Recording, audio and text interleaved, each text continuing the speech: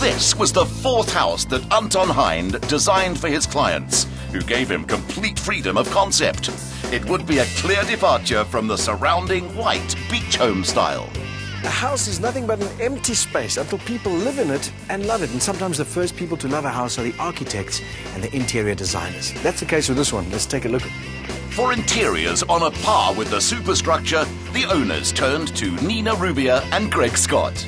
Wow, I must say, that's lovely. It's not every day the pool is the first thing you see when you walk into someone's home. Yeah, it's amazing. You'll see it's a central feature throughout the house. I mean, from an interior design point of view, there's no way we're going to compete with that. There's very little we needed to do to the space. The one thing that we did decide to add to the space was this beautiful baobab coat rack, which is not only sculptural but also a functional aspect to the space. With all of this lighting here, you can be forgiven for not realizing that you're in the basement, the guts of the building. Light wasn't a challenge here. This room, on the other hand, completely different. Really? Let's take a look. I must say, this does not look like a basement. We took was essentially quite a dark space and tried to lift it with warmth and light. What we did was incorporate lighter timber against the dark floors, as well as 100% linen duvet covers in a dark charcoal grey, and soft textured scatters and throws to the space, just to add a bit of warmth. And we also decided to incorporate something quite unusual, which was just a table lamp paired with a pendant lamp, which overall helped us to brighten the space substantially. Going upstairs is like leaving your sumptuous cabin on a super yacht and heading out onto the deck, where you're greeted by a host of custom-designed furniture pieces and the spectacle of the Atlantic Ocean. Wow, what a difference. Let there be light. Yeah, a completely different world to downstairs. And a very good entry point to our brief. Basically, we were tasked with taking this beautiful big open plan space and skinning it out to turn it into a lifestyle pad that takes advantage of everything Camps Bay has to offer. We essentially inherited huge volumes which had quite an industrial base palette, off-shutter concrete ceilings, polished concrete floors, and quite a lovely neutral grey palette for us to work into. What we started with was this beautiful wall unit, which really does dominate the space, but also offers the client the opportunity to introduce parts of their personality into the space, almost like a printer's tray.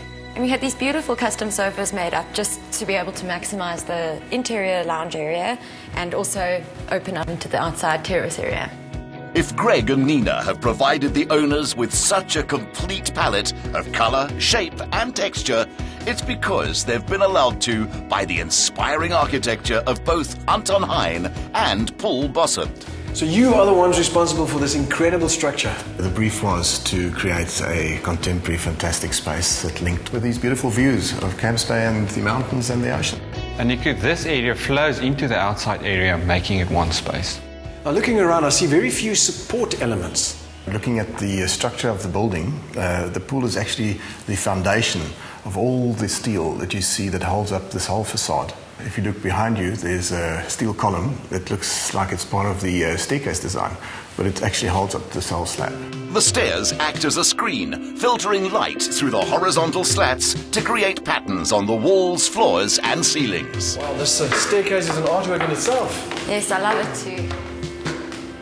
Okay, so Nico, pick a room, left or right? Left. Some homeowners fly north in the autumn and return in the spring.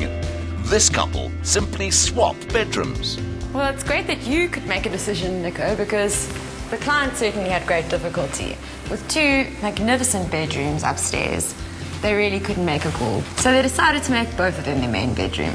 This bedroom we made into the summer bedroom. Because of its beautiful sea views, we translated that into the colour palette of the interior, in that you'll see we've got a lot of pale blues here, and we've also introduced again the light timbers, just to soften the space. And then natural organic shapes to pull in references from the clouds. The bathroom of the summer bedroom offers a panoramic look up to the cable car station at the top of Table Mountain and to the sea on the other side.